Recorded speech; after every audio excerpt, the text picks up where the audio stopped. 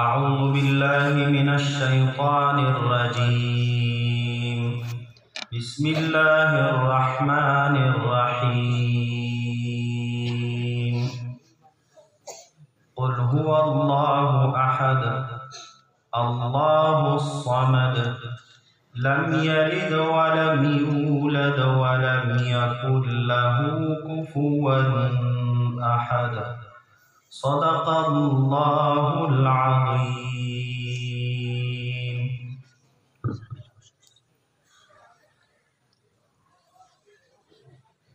زددي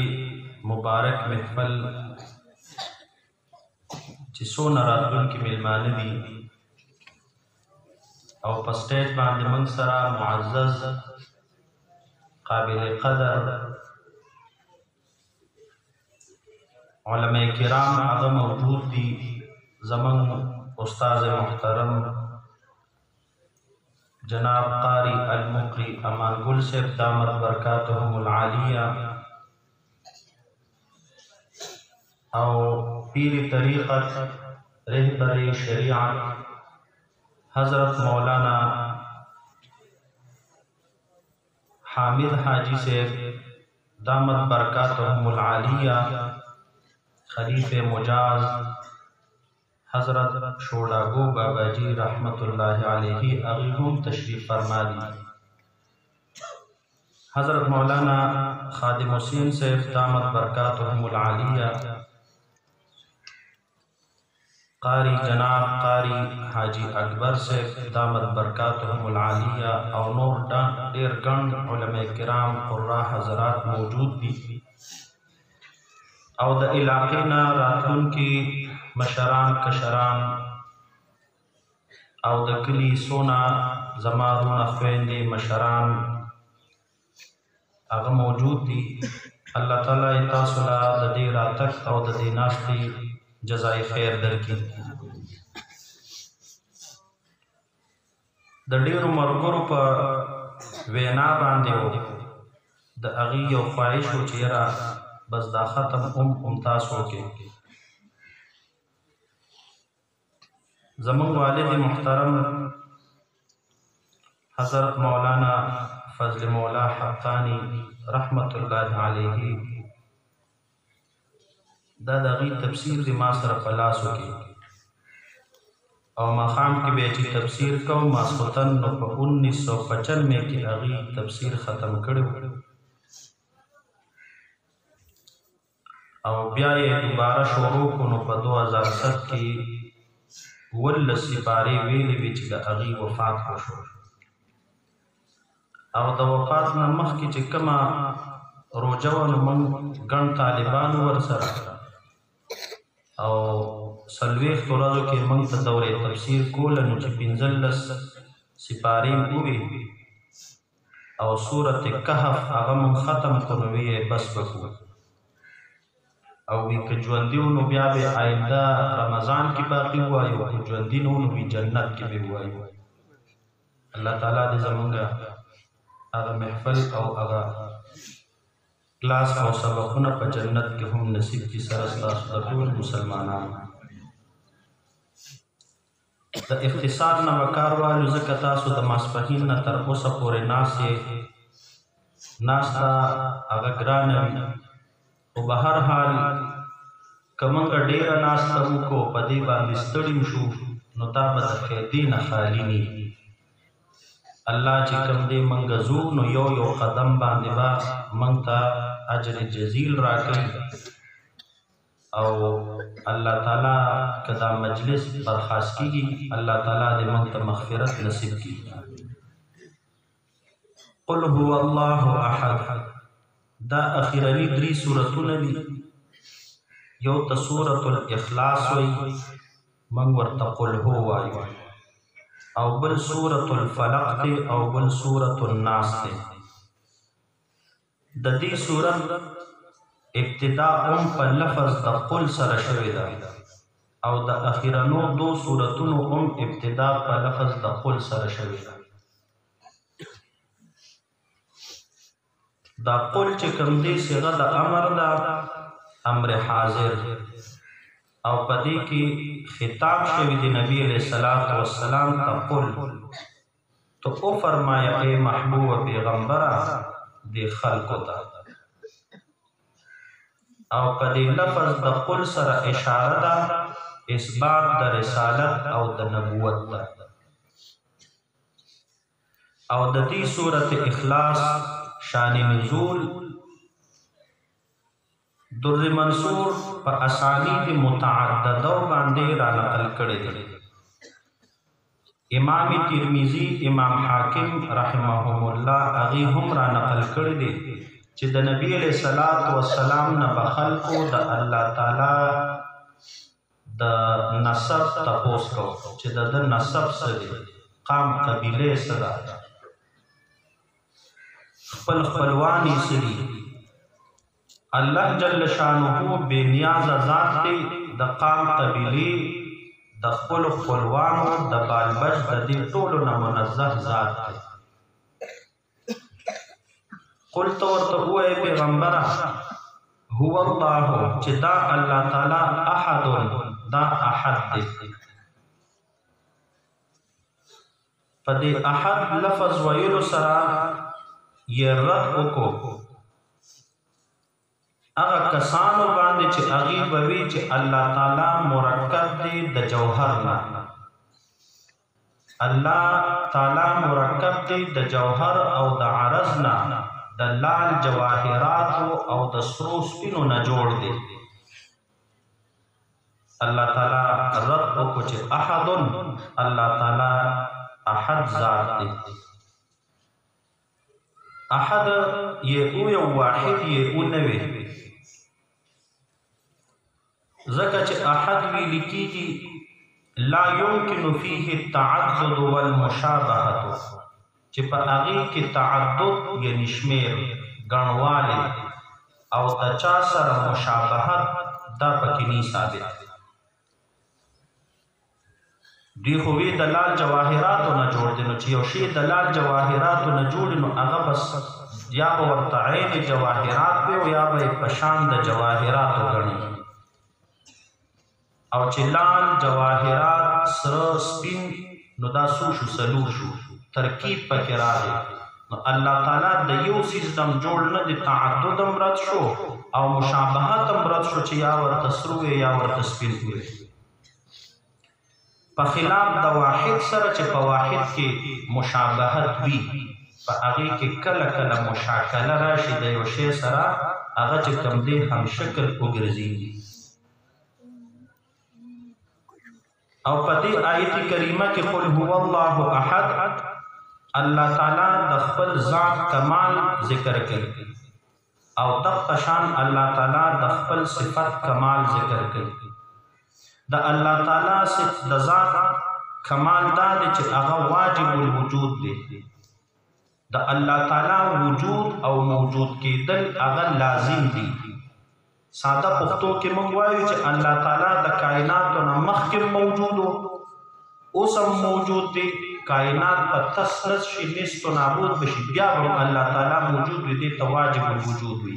المستجمع لجميع الصفات الكمال چې دا الله تعالی مستجمع دی جامع دی ټول صفات د کمال په ذات د باری تعالی کې دي صفات د کمال یا کمال د صفاتونو د الله تعالی د دین مراد صفات ذاتیه دي علما پیږي الله تعالی علم قدرت او دغه رنګ حیات سمع بصر اراده کلام تکوین دا صفاتونه لري دا صفات ذاتیه دي او د صفاتو کمال چې کوم دی نو هغه قدیمواله دي چې دا صفات قدیم دي او محیط دی احاطه کوي د الله تعالی د صفاتو نه یو شی بهر نه دی لکه الله تعالی عالم دی نو یو شی د الله د علم نه بهر نه دی نو محیط شو الله الصمد الله تعالی بے نیاز ذات دی صمد چاته ویل کیږي یحتاج الناس الیه چې خلق چاته محتاج وي او دی بل ته محتاج نه وي دی تصمد ذات او دا چې خلق ورته محتاج وي او هو العلی بالکبریاء الله تعالی هغه بالاتر ذات دی په کبریای او دغه رنګ په عظمت سره. حدیث قدسی کی راضی اللہ تعالی فرمائی الکبریاء ردائی والعظمت ازاری. کبریائی او لوی چې کمدن دا زما صادر دی او دغه رنګ عظمت چې کم دی نو دا زما ازار دی. بهر حال د دې علما بیا توجیه کوي تشریح کیږي. لم یلد ولم یولد الله تعالی لم یلد د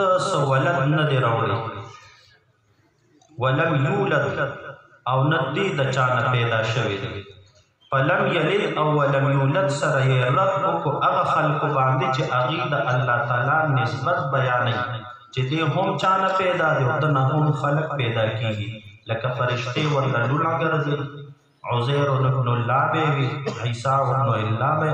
به وي. نو د دې وجې نه رد وشو په نسب بیانونکو باندې. ولم یکن له کفوا احد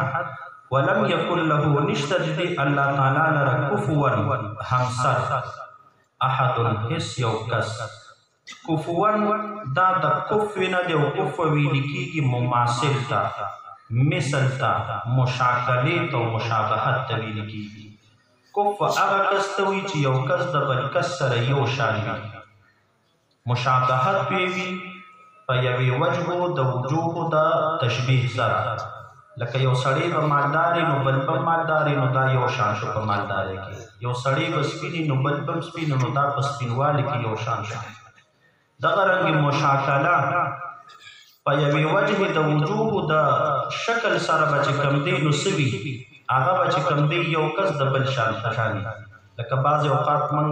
ګڼه ګوڼه کې یا ناشنا ځای کې په چا دوکه شو، هلکه ما خو وی که ته بلکل پلان کېږي هغه شکل ورسره یو شان وي. الله تعالی مثل هم نه لري. نو الله تعالی دپاره کفوا او مثل مماثل احد هیڅ یو کس نشته دی. دا صورت چې کوم دی نو دا مکی صورت دی. عکرمه رضی اللہ تعالی عنہ، جابر رضی اللہ تعالی عنہ، عبداللہ ابن مسعود رضی اللہ تعالی عنہ بنیس باندې مکی دی. ځکه د مکی مکرمې کافرانو اعتراض کړو او نسبت او نسب د الله تعالی غوښتي. او امام قرطبی د امام ضحاک او د حضرت قتاده رضی اللہ تعالی عنہ د هغې په نیز باندې فرمایي چې دا مدني صورت دی. په مدینه منوره کې او د مدینی یهودو دا سوال کړو، هغې ته په جواب کې وویل. فضائل د دې سورت اخلاص هغه ډېر دي. تفسیر ابن کثیر کې په روایت د انس بن مالک رضی الله تعالی عنه سره روایت نقل دی چې انس رضی الله تعالی عنه الله تعالی ته نبی علیہ الصلوۃ والسلام ته وویل چې زما د سورت اخلاص سره ډېر زیات محبت دی. وی تا ته پته ده د سورت اخلاص د محبت ته جنت ته بوتلی او سورت اخلاص سره محبت دا معنا چې د دې کومه ترجمه ده نو هغې د زړه ته کوشوې ده او دغه رنګې تلاوت یې ډېر کوي. امام ترمذي په خپل ترمذي شریف کې د حضرت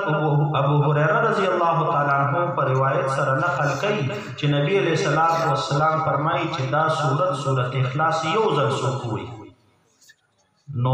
د دې چې کوم دی ثواب دا د نیم قرآن برابر دی، د قرآن مجید د درېمې حصې برابر دی. او په یو روایت کې د نیم قرآن مجید، په بل روایت کې د کل قرآن مجید برابر دی. او بیا محدثین په دې کې تطبیق کوي سورت اخلاص کې 3 کرته ووي نو د کل قرآن مجید برابر شو. او تاسو چې کله دی دویمې او درېمې لځئ نو بس یو دعا به وکړو، بس هېڅ په مخ لاس راکوي. نو دا مه وایئ چې یو دعا به وکړو، لاس اوچت کړئ او سورت اخلاص یو ځل ووایئ او بس پټ غونته کې وایئ چې خدای د دې ثواب ټول مردګانو ته الله تعالی د قرآن مجید د درېمې حصې ثواب ټول مردګانو ته ورورسوي او تا ته د هغې برابر ثواب. امام نسائی، امام ترمذي هغې را نقل کړي دي چې دا قل هو الله احد او دا ورپسې اخیرني 2 سورتونه دا هر انسان او دا هر مسلمان لرا پکار دی چې دا سحر او ماښام وي دا به د دپاره کافي وي د هر قسم شر او د ضرر نه. په دې صورت کې مکمل توحید بیان شوی دی، د هر قسم شرک نفي ده پکې. بسم الله الرحمن الرحیم. قل اعوذ برب الفلق. دا سورة الفلق دی، مکی سورت دی،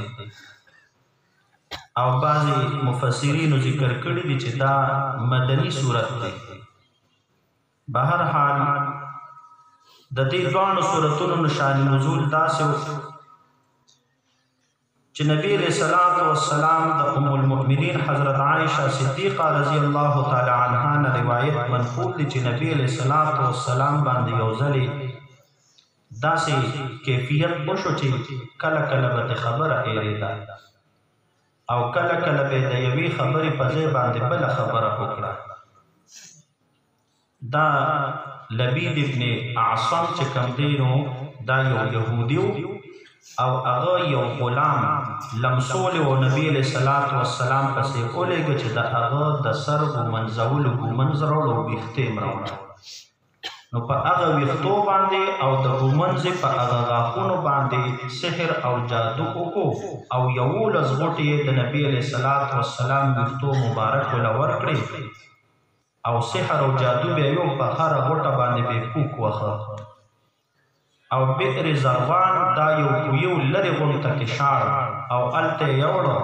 او طبقه د ګمنځ غاښونه او دغه ویښته کچالي دلی دا کجوره چې کله بمبل روباسي د دې یو خپل خوله غونډه وي اخ راغشت او په هغه کې ایښو او بیا یې کوی کې خو د پاسه په ګټه ایښو په نبی علیہ الصلوۃ والسلام باندې د دې سحر او د جادو اثر شوی. نبی علیہ الصلوۃ والسلام خوب ولید او جبرئیل امین فرشتہ او ورسره بل دویمه فرشتہ راغلی و او په خوب کې وی رال او یو زما سر ته ودرېد او یو خپوتا او دا سر والا خپو والا تلګیا چیرې دی باندې څه شوي دي وی چې په دې باندې سحر او جادو شوي دي. څنګه پې شوي دي؟ په دې طریقه باندې دا په کوم ځای کې دي؟ تعویذ بیر زروان کې. نبی علیہ الصلوۃ والسلام چې راویښ شو نو بیر زروان نه دقه ویښته مبارک خپل راوویستل او هر یوه غوټې هغه پرانستا او دا آیتونه رانازل شو. یو آیت به پیوي پوکو به او د هغې اثر ترې ختم شو. دې ځای کې دا یو خبره ده چې یاره نبی علیہ الصلوۃ والسلام خو د الله تعالی نیازمند پیغمبر و نو ولې هغه باندې هم سحر کېده څه؟ نو دا سحر چې کوم دی نو دا د رسالت او د نبوت سره منافي نه دی،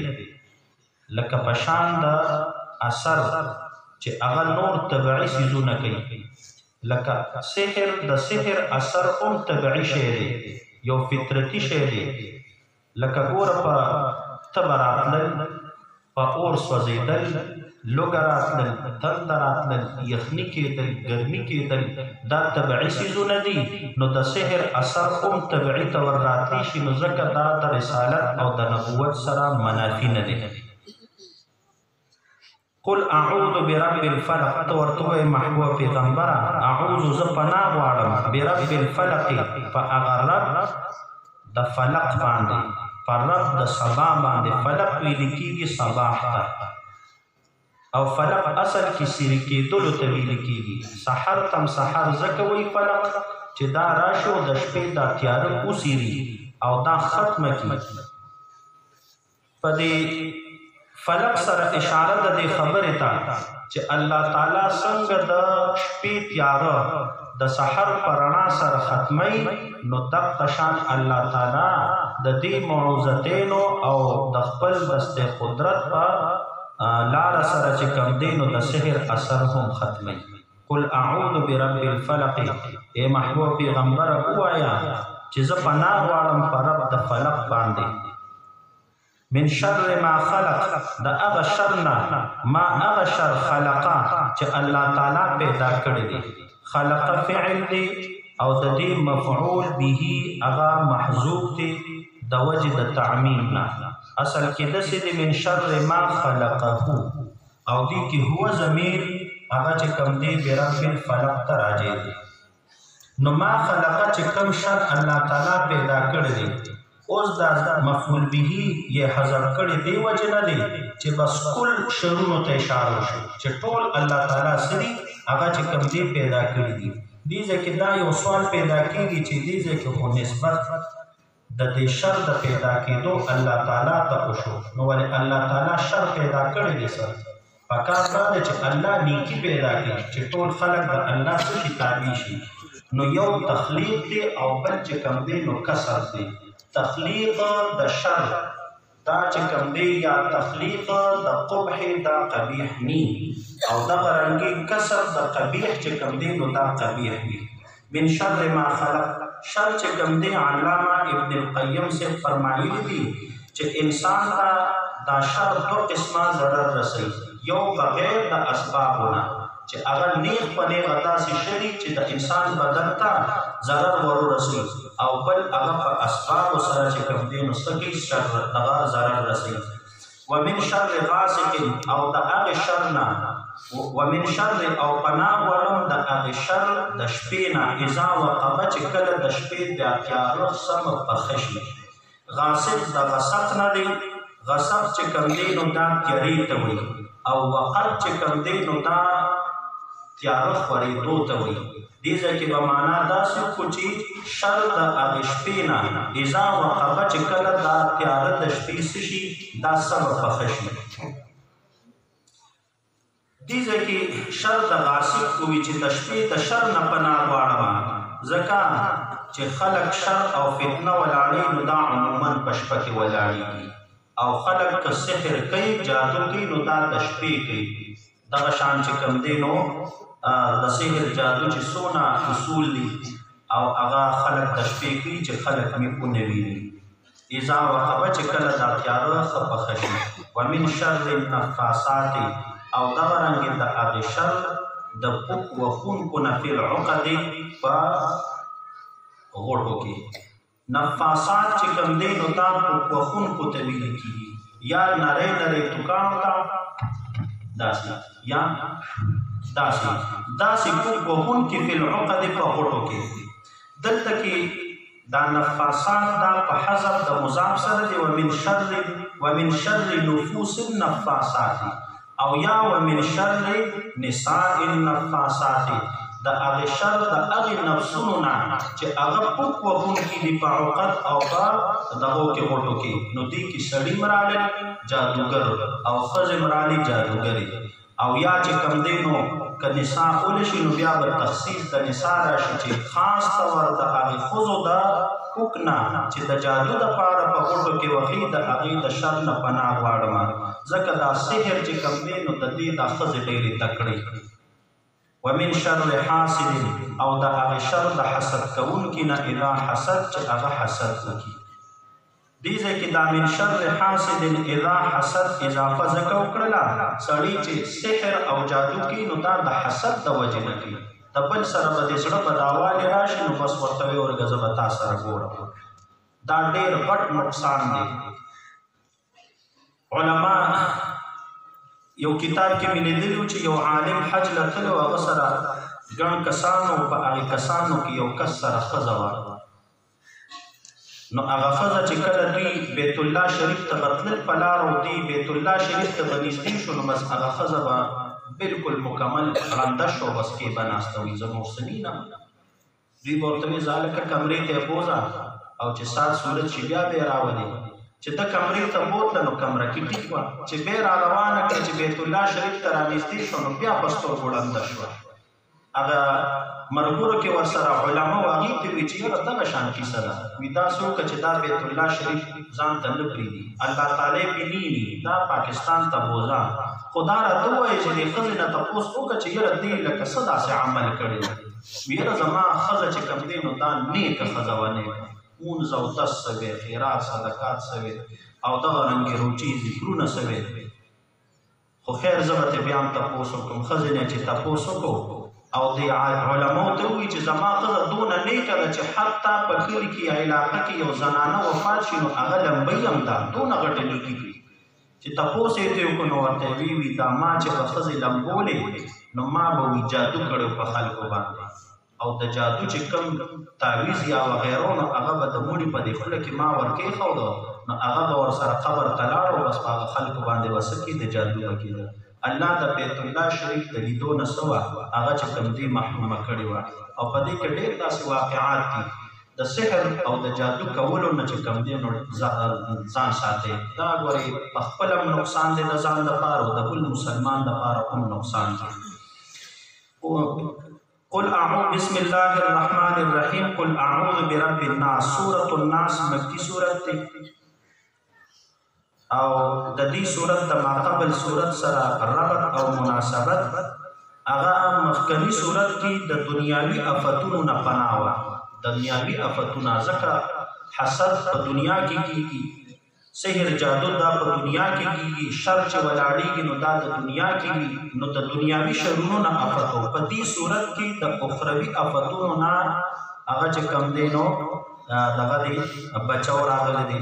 نو دغه رنګې چې کم دی په صحیح مسلم کې راغلی دي د عقبه بن عامر رضی الله تعالی عنه نه روایت منقول دی نبی علیہ الصلوۃ والسلام فرمایلی راته چې لکه تاسو ته پته ده نن شپه یو داسې دوه سورتونه په ما نازل شوي دي چې دا په تورات زبور انجیل کې د دې مثل نشته دي او دا چې تاسو سحر ماښام په ځان باندې وایئ نو د هر قسمه شر او د فساد نه به بچ قل اعوذ برب الناس قل تو ورته محبوب پیغمبر اعوذ ز پناه غواړم برب الناس په رب د خلکو باندې دې ځای کې د رب اضافت ناس او په الته کې د رب اضافت فلق ته کړی دی ځکه اشاره ده چې په دې سورة الفلق کې د دنیاوي شرونو نه پناه ده او دلته کې د روحاني شرونو نه پناه راغلې ده نو اضافت ناس ته وشو چې هغه پالونکی او تربیت کوونکی د خلکو دی ملک الناس بادشاه د خلکو دی اله الناس او معبود د خلکو دی دلته کې برب الناس پسې ملک الناس او اله الناس د دې اضافه وکړه نو وجه د دې دا ده چې اصل کې برب الناس باندې دا سوال کیږي چې ولې الله تعالی صرف د خلکو رب دی د نور چا رب نه دی نو وی چې ملک الناس او یا صرف الله تعالی رب دی نور صفتونه پکې نشته دی نو وی چې ملک الناس بادشاہ د خلکو دی اله الناس او معبودم د خلکو دی من شر الوسواس الخناس د هغه شر نه چې هغه شر د وسوسې اچونکي دی الخناس او دغه رنګې فشار دونکي یا پټه حمله کوونکي یعنی د هغه شر د وسوسې د پټې حملې کوونکي نه زه پناه غواړم دې ځای کې چې کوم دی نو وسواس ذکر کو وسواس وسوسې ته ویل کېږي یو شیطاني وسوسه شیطانی وسوسه دا ده چې حدیث مبارک کې راځي چې دا شیطان د انسان پر رګونو کې داسې ګرځي راګرځي لکه وینه او دا الله تعالی پیدا کړی دی د انسان د مقابلې لپاره چې انسان د شیطان مقابله وکړي نو دی به کامیاب وي د شیطانی وسوسې علاج الله تعالی په قرآن مجید کې ښودلی دی د دې هم علاج شته اذا قرأت القرآن فاستعذ بالله من الشیطان الرجیم د شیطان رټلی شوي نه پناه وغواړه او بل چې کوم دی انساني وسوسه ده انساني وسوسه څه ده شیطاني وسوسه پټه وسوسه چې خبر باندې په زړه کې باندې یو خبر راشي او انساني دغه چې کوم دی وسوسه هغه ده چې ستا په مخ کې به سړی څوک یو خبر وکړي هلکه پلان کې خو درپسې دا داسې وي ته به د ځان نه خبر هم نه او هغه به در سره چې کوم دی نو بل جنګولي الله تعالی د دې علاج هم ښودلی دی د دې علاج هغه استعاذه نه ده چې ګینیره دا دوه صورتونه ووایه نه بلکې د هغې علاج دا دی چې ته د هغه سره چې کوم دی نو ترک انتقام کو که بدلت اخلاقا حسن اخلاق ښکلي اخلاق ورسره وچلوه الله تعالی په خپله فرمایي خذ العفو وامر بالعرف واعرض عن الجاهلین خناس چې کوم دی نو دا حملې کوونکي ته وایي پټه او یا په شا تللو ته ویل کېږي شیطان هم چې کوم دی نو پټه حمله صحیح کوي سړی د ځان نه خبره وي د انسان دو قسمه دشمنان دي یوې شیطان دشمن دی او بعض اوقات په انسان کې دشمن وي د انسان په دشمنۍ کې که انسان بېلات وکړو نو دا څه خبره نه ده. دا د مؤمن دپاره هم کله کله د کمال خبره ګرځېږي. لکه مؤمن چې د کافر سره جهاد کوي نو د دې مؤمن دشمن څوک دی؟ کافر دی، انسان دی. خو که د مؤمن بېلاک وکړو او دی یې مړ کړ، شهید شو، کامیاب شو. هر چې د انسان دشمن هغه شیطان دی نو د شیطان په مقابله کې بېلاک دام وبال دی او دام چې کوم دی نو دغه د نقصان دی. ځکه د شیطان مقابله کې بېلاک څه دی؟ خو شیطان ته به خیر آباد وي، هغه به چې کوم دی نو د هغه به مني، نو چې د هغه دې ومنل نو بس چې کوم دی نو دا نقصان دی او ګناه درنه وشوه. الذي دا خناس هغه کس دی یوسوسو چې هغه وسوسه چې فی صدور الناس په هغه سینو د خلکو کې. الله تعالی شیطان له یو خړتم ورکړی دی په شان د هاتي، او هغه چې کوم دی د انسان په دې زړه باندې ور برابر کې او زړه کې وسوسه ورواچي. من الجنة والناس، او دغه رنګې د هغې وسوسو د جناتو نه، والناس او د خلکو د وسوسو نه. جنات دا په دوه قسمه دي، یو شریر جنات دي او یو نیکان جنات دي. شریر هغه لکه موږ کې انسانانو کې چې څنګه شریر او بېدینه خلک دي، نو جناتو کې بېدینه خلک شته چې مسلمان او مؤمن ته خالص شر وررسوي او په زړه کې ورته بدې بدې ارادې څه کوي هغه راولاړوي. او په جناتو کې نیکان هم شته، خو هغه نیکان داسې دي چې توبه هغه سم نیکان دي په جناتو کې. والناس، او دغه رنګې د هغې وسوسې اچوونکو د خلکو نه. د خلکو د انسان وسوسه څه ده؟ درته وي چې ته د بل په مخ کې چې کوم دی ووایې لکه پلانکې خو درپسې داسې خبرې کړي دي، نو دی اړو تحقیق ونه کړي، د هغه سره زړه قداوالې راواخلي او یا چې کوم دی نو په جنګ باندې ورشي. د دې صورتونو او د صورت اخلاص قرآن مجید کې ابتدا په صورت الفاتحه باندې شوې ده او خاتمه یې په دې دو صورتونو باندې وشوه. ځکه صورت فاتحه کې حمد و ثنا د اول کې او بیا د الله تعالی د عبادت او دغه رنګې سوال او طلب د هدایت او د صراط مستقیم دی. خو صراط مستقیم طلب کول، هدایت طلب کول او د الله تعالی حمد او ثنا ویل په دې کې مشکلات راځي. تا سره به شیطان هم ضد کوي، تا سره به انسان هم ضد کوي، نو بیا به چې کوم دی نو دا دوه اخرني صورتونه وې نو د خلکو د سحر جادو نه به هم صحیح بچي او دغه رنګې د شیطان د وسوسو نه به هم صحیح هغه به بچي. زما ورونو دا شیطان انسان چې خښته جوړه کړي کچه په بټۍ کې نو دې له اور ورکوي، دې له چې اور نی ورکړی که نه نو دا د ابادۍ قابل نه ګرځېږي. الله تعالی دا شیطان موږ دپاره د مقابلې پیدا کړی. که موږ د شیطان مقابله وکړله زموږ به ایمان مضبوط شي او په دې باندې بیا کوه بلډینګونه جوړوه، او چې د شیطان مقابله ونه شي زموږ به بیا لاره سوي هغه به خطا وي. صدق الله العظیم وصدق رسوله النبي الکریم. زه اوس خپل ګران مشر او دغه رنګې زما مشفق او دغه رنګې زموږ قابل قدر رهبر پیر طریقت رهبر شریعت حضرت مولانا حامد جی سے دامت برکاتهم العالیہ خلیفہ مجاز حضرت شوراگو بابا جی رحمت اللہ علیہ